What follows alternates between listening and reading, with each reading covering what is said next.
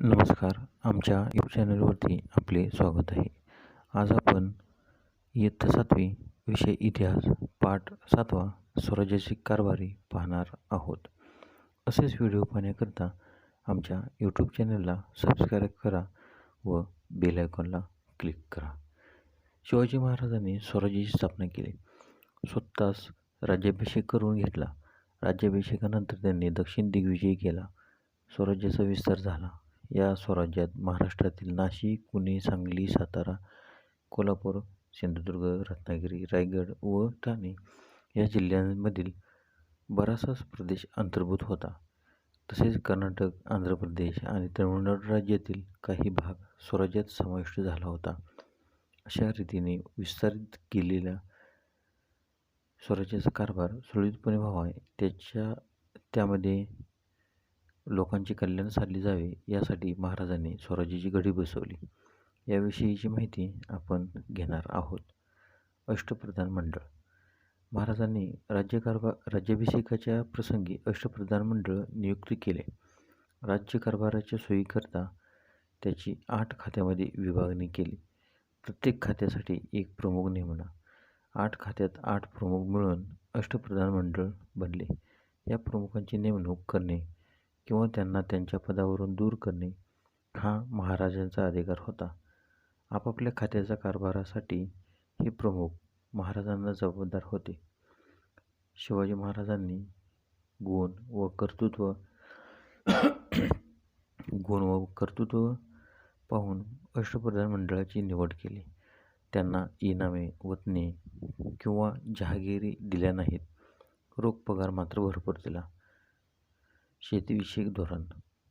शेती हा खेड्यातील मुख्य व्यवसाय होता. महाराज शेतीचे महत्त्व जाणत होते.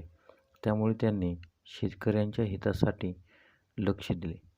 त्यांनी अण्णाजी दत्तो या आपल्या कर्तबगार व अनुभवी अधिकाऱ्यावर जमीन महसुलाची व्यवस्था लावण्याची जबाबदारी सोपवली. ठरवून दिलेल्या रकमेपेक्षा अधिक महसूल गोळा करू नये अशी ताकीद त्यांनी अधिकाऱ्यांना दिली. पडीक जमीन लागवडीखाली आणण्यासाठी उत्तेजन दिले. अतिवृष्टी वा अवर्षण यामुळे पीक हाताची गेले किंवा शत्रू सैन्याने गावाचा प्रदेश उद्ध्वस्त केला तर अशा प्रसंगी सर्व गावकऱ्यांना शेतसारा व इतर कर यामध्ये सूट देण्यात यावी हा आदेश होता. तसेच अशा प्रसंगी शेतकऱ्यांना बैलजोड्या, नांगर आणि पेरणीसाठी चांगली बियाणे पुरवावे अशी त्यांची अधिकाऱ्यांना आज्ञा होती. तत्कालीन खेड्यांचे अर्थकारण. शेती व्यवसाय हा खेड्यातील अर्थकारणाचा कणा होता. खेड्यात शेती व्यवसायाला पूरक असे व्यवसाय चालत. गावातील कारागीर वस्तूंचे उत्पादन करत. ते स्थानिक लोकांच्या गरजा भागवत. अशा अर्थाने खेडे स्वयंपूर्ण होते. शेतकरी आपल्या उत्पन्नातून आवश्यक तो वाटा कारागिरांना देत. या वाट्यास बलूत असे म्हणत. व्यापार व उद्योग. व्यापारवृत्तीशिवाय राज्य भरभराटीस येत नाही हे महाराजांनी ओळखले होते. व्यापारामुळे नवीन व गरजेच्या वस्तू राज्यात येतात. वस्तूंची मुबलकता वाढते. व्यापार वाढतो. संपत्तीत भर पडते. साहुकार म्हणजे राज्याची व राजश्रींची शोभा. हे आज्ञापत्रातील वर्णन महाराजांनी व्यापाराकडे पाहण्याचा नेमका दृष्टिकोन स्पष्ट करणारे आहे. साहुकार या शब्दाचा व्यापारी असा अर्थ आहे. स्वराज्यातील उद्योगांना संरक्षण देण्याचे महाराजांचे धोरण होते. याचे उत्तम उदाहरण म्हणजे मिठाचा उद्योग होय. त्यांनी कोकणातील मीठ उद्योगाला संरक्षण दिले. त्यावेळी पोर्तुगीजांच्या ताब्यातील प्रदेशातून स्वराज्यात मिठाची आयात मोठ्या प्रमाणात होत असे. त्यामुळे कोकणातील स्थानिक मिठाच्या विक्रीवर प्रतिकूल परिणाम होतो. हे ध्यानात घेऊन महाराजांनी पोर्तुगीजांच्या प्रदेशातून स्वराज्यात येणाऱ्या मिठावर मोठी जकात बसवली. पोर्तुगीजाकडून येणारे मीठ महाग होऊन त्याच्या आयातीत घट व्हावी आणि स्थानिक मिठाची विक्री व्हावी हा यामागचा उद्देश होता. लष्करी व्यवस्था. महाराजांच्या लष्कराची विभागणी 2 भागामध्ये होती. एक पायदळ आणि दुसरे घोडदळ. पायदळात हवालदार, जुमलेदार असे अधिकारी असत. पायदळाच्या प्रमुखास सरनोबत असे म्हणत. तो पायदळातील सर्वोच्च अधिकारी होता. घोडदळात 2 प्रकारचे घोडेस्वार होते, एक शिलेदार व दुसरा बारगीर. शिलेदाराकडे स्वतःचा घोडा व स्वतःची हत्यारे असत, तर बारगीराला सरकारकडून घोडा व हत्यारे दिली जात. घोडदळात बारगीरांची संख्या अधिक होती. घोडदळातील अधिकाऱ्यांच्या श्रेणी पायदळासारख्याच असत. सरनोबत हा घोडदळातील सर्वोच्च अधिकारी होता. नेताजी पालकर, प्रतापराव गुजर, हंबीरराव मोहिते हे काही महाराजांच्या घोडदळाचे सरनोबत प्रसिद्ध होते. हेर खाते. स्वराज्याचे शत्रूपासून संरक्षण करणे आवश्यक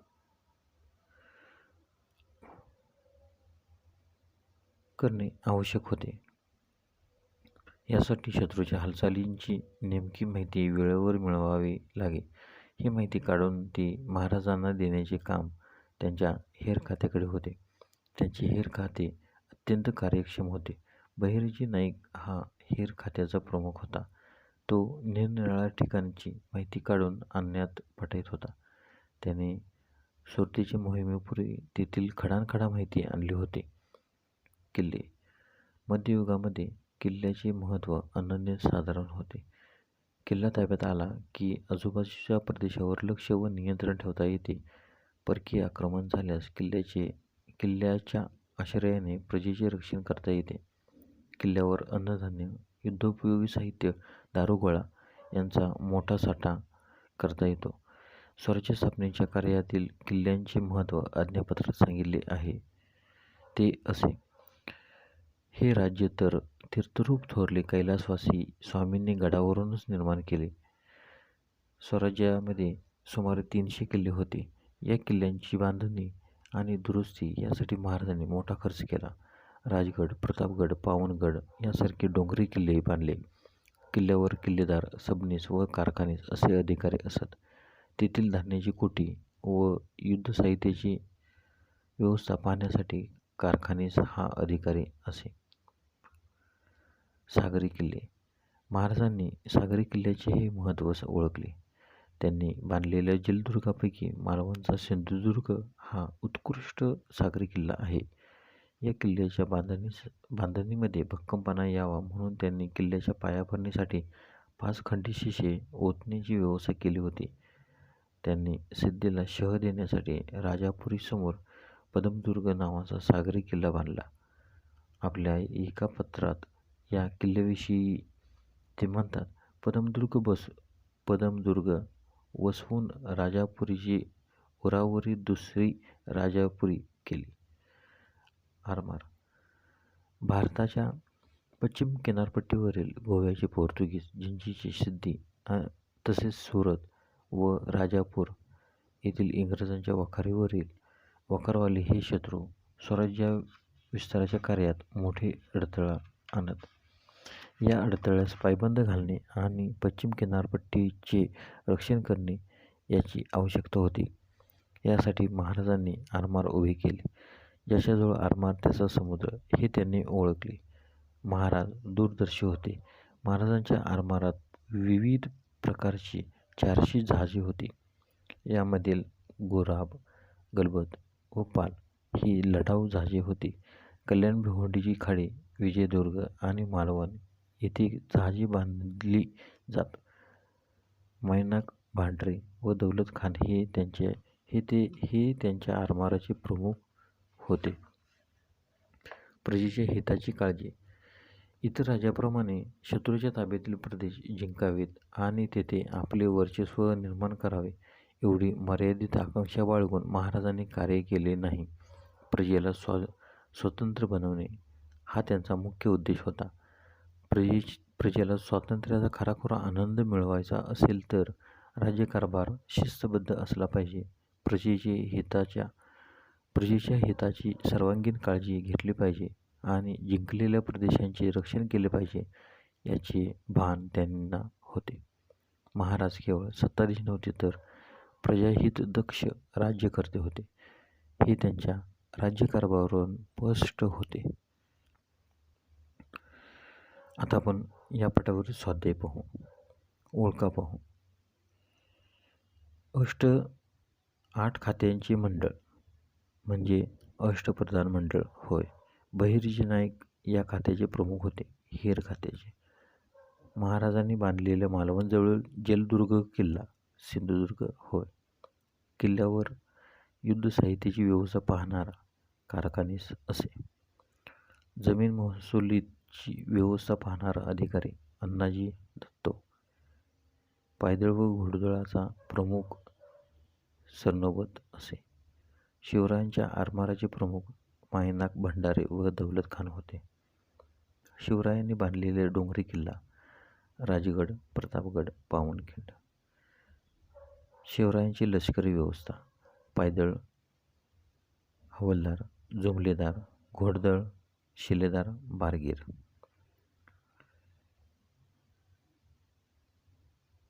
प्रधानांचे नाव, पद व त्यांचे काम. अष्टप्रधान मंडळमध्ये मोरोपंत मोरो त्र्यंबक पिंगळे हे प्रधान होते.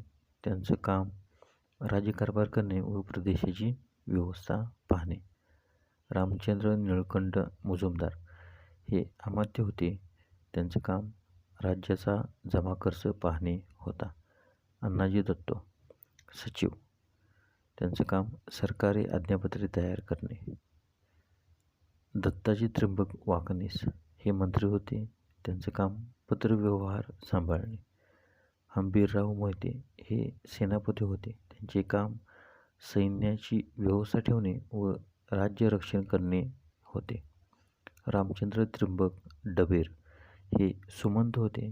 त्यांचे काम परराज्याशी संबंध ठेवणे. निराजीरावजे हे न्यायाधीश होते. यांचं काम न्यायदान करणे. मोरेश्वर पंडितराव हे पंडितराव होते. यांचे काम धार्मिक व्यवहार पाहणे. शिवरायांनी व्यापारवाढीस चालना देण्याची कारणे. नवनवीन गरजेच्या वस्तू राज्यात येतात. राज्याची भरभराट होते. संपत्तीत भर पडते.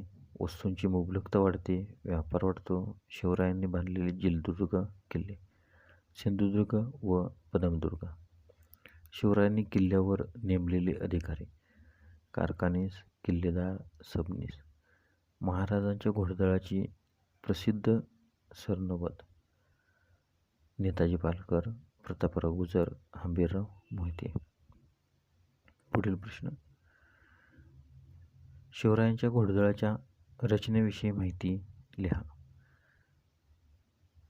शिवरायांच्या लष्करात पायदळाबरोबर घोडदळ हा महत्त्वाचा विभाग होता.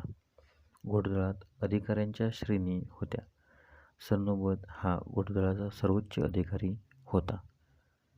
या दलात शिलेदार आणि बारगीर हे 2 प्रकारचे घोडेस्वार होते. शिलेदाराकडे स्वतःचा घोडा व स्वतःची हत्यारे असत, तर बारगीरला सरकारकडून घोडा व हत्यारे मिळत असत. शिलेदारापेक्षा बारगीरांची संख्या जास्त असे. प्रश्न दुसरा. मध्ययुगात किल्ल्यांना का महत्त्व होते? किल्ले उंच डोंगरावर असल्यामुळे आजूबाजूच्या प्रदेशावर लक्ष आणि नियंत्रण ठेवता येत असे. परकीय आक्रमणाच्या वेळी किल्ल्यांच्या आश्रयानेच प्रजेचे रक्षण करता येत असे. किल्ल्यावर अन्नधान्य, युद्धोपयोगी साहित्य आणि दारुगोळा यांचा मोठा साठा करता येत असे आणि आणीबाणीच्या काळात तो उपयोगी पडत असे. म्हणून मध्ययुगात किल्ल्यांना अतिशय महत्त्व असे. प्रश्न तिसरा. शिवरायांनी किल्ल्यांची व्यवस्था कशी केली होती? शिवरायांनी मोठा खर्च करून स्वराज्यातील सुमारे 300 किल्ल्यांची बांधणी व दुरुस्ती केली होती. धान्याची कोठी आणि युद्धसाहित्य यांची व्यवस्था पाहण्यासाठी कारखानीस हा अधिकारी नेमला होता. किल्ल्यावर सबनीस, कारखानीस असे अधिकारी नेमून किल्ल्यांची चोख व्यवस्था ठेवली होती. प्रश्न चौथा. शिवरायांच्या हेर खात्याविषयी माहिती लिहा. शत्रूच्या हालचाली वेळेत माहिती व्हाव्यात आणि स्वराज्याचे संरक्षण व्हावे या हेतूने शिवरायांनी हेर खाते सुरू केले. या खात्याचा प्रमुख बहिरी नाईक शत्रूची माहिती काढून आणण्यात पटाईत होता. हे खाते अतिशय कार्यक्षम होते. सुरतेच्या मोहिमेपूर्वी बहिर्जींनी तेथील खडानखडा माहिती आणलेली होती. का ते सांगा. प्रश्न 1. शिवाजी महाराजांनी अष्टप्रधान मंडळ स्थापले. शिवाजी महाराजांनी स्वराज्य स्थापन केले. मोठा प्रदेश मिळवला. या विस्तारलेल्या प्रदेशात कारभार सुरळीतपणे चालवण्याची गरज होती. तसेच स्वराज्यातील लोकांचे कल्याण साधणे आवश्यक होते. यासाठी शिवाजी महाराजांनी अष्टप्रधान मंडळ स्थापन केले. प्रश्न 2. शिवाजी महाराजांनी आरमार उभे केले. त्याचं उत्तर.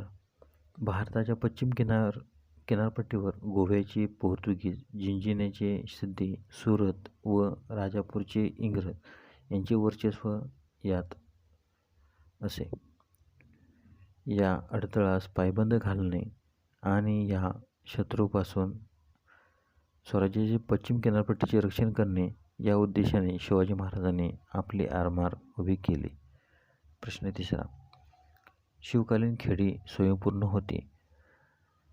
शेती हा शिवकालीन खेड्यांचा मुख्य व्यवसाय होता. शेतीला पूरक व्यवसाय गावात चालत असे. गावातील कारागीर वस्तूंचे उत्पादन करीत असे. स्थानिक लोकांच्या गरजा गावातच भागवल्या जात असत. शेतकरी शेती उत्पन्नातील काही वाटा या कारागिरांना देत असत. अशा रीतीने शिवकालीन खेडी स्वयंपूर्ण होती. प्रश्न 4. बाहेरील प्रदेशातून स्वराज्यात येणाऱ्या मिठावर शिवरायांनी मोठी जकात बसवली.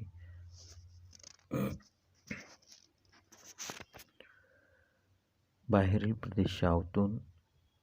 प्रदेशातून स्वराज्यात येणाऱ्या मिठावर शिवरायांनी मोठी जकात बसवली. स्वराज्यातील उद्योगांना संरक्षण देण्याचे महाराजांचे धोरण होते.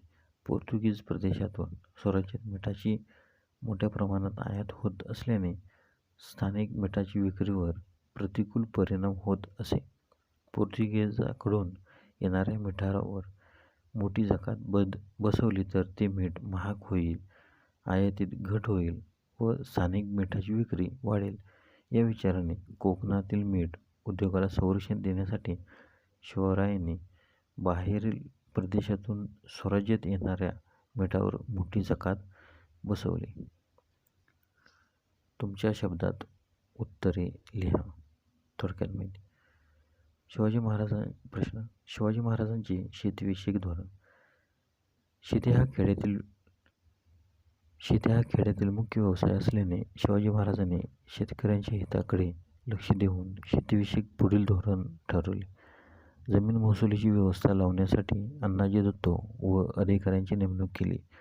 ठरवून दिलेल्या रकमेपेक्षा अधिक महसूल गोळा न करण्याच्या सक्त आज्ञा दिल्या. पडीक जमीन लागवडीखाली आणण्यास उत्तेजन दिले. अतिवृष्टी व अवर्षण हा प्रदेश उद्ध्वस्त केल्यास शेतसारा व अन्य करात सूट. तसेच अशा परिस्थितीत शेतकऱ्यांना बैलजोड्या, नांगर आणि पेरणीसाठी चांगली बियाणे पुरवण्याची व्यवस्था केली. प्रश्न 2.